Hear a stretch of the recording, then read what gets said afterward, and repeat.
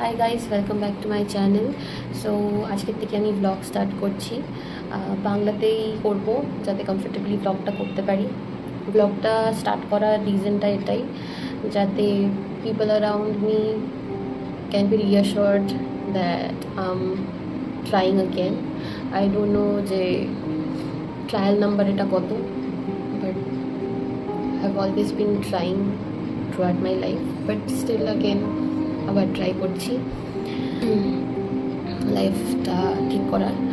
তো এই কারণেই রেকর্ড করছি, যাতে আমার আশেপাশে যারা আমার চিন্তা করে তারা যেন এই ব্লগটা থ্রুতে দেখতে পারে যে আমি চেষ্টা করছি। ওই কারণেই করা, তাদেরকে যাতে নিশ্চিন্ত রাখা যায় যে আমি চেষ্টা করছি। তো এখন অলমোস্ট এটা অনেকবার রেকর্ড করার চেষ্টা করতে করতে অলরেডি 8:40 বাজতে যাচ্ছে। বাট আমি আজকে 8টায় ঘুম থেকে উঠেছি। 6টায় ওঠার কথা ছিল, কিন্তু উঠতে পারিনি। কালকে রাতে তাড়াতাড়ি ঘুমাতে যাওয়া সত্ত্বেও ঘুমাতে পারিনি। গতকালকে সন্ধ্যেবেলা পিরিয়ডস হয়েছে, তো ওই কারণে পা ব্যথা করছিল বলে ঘুমাতে পারিনি। অ্যারাউন্ড আই গেস 2-2:30 বেজে গেছে ঘুমাতে ঘুমাতে। মানে ফোন সাইডেই রাখা ছিল, বাট স্টিল এত পা ব্যথা করছিল, ঘুম আসছিল না, তো ঘুমাতে পারিনি। ওই সকালে অ্যালার্ম বেজেছে, বাট উঠতে পারিনি, কষ্ট হচ্ছিল।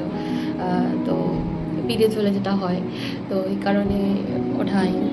তো 8টায় উঠেছি, উঠে ফ্রেশন আপ হয়ে ব্রাশ করে এখন অ্যালোভেরা জুস গরম করে খাচ্ছি গরম জলে। এরপরে ব্রেকফাস্ট করব।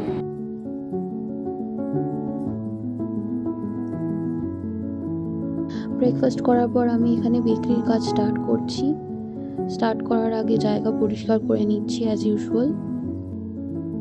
তারপর আমি এখানে বেসিক ভ্যানিলা আর চকলেট স্পঞ্জের ইনগ্রেডিয়েন্টস মেজার করে নিচ্ছি।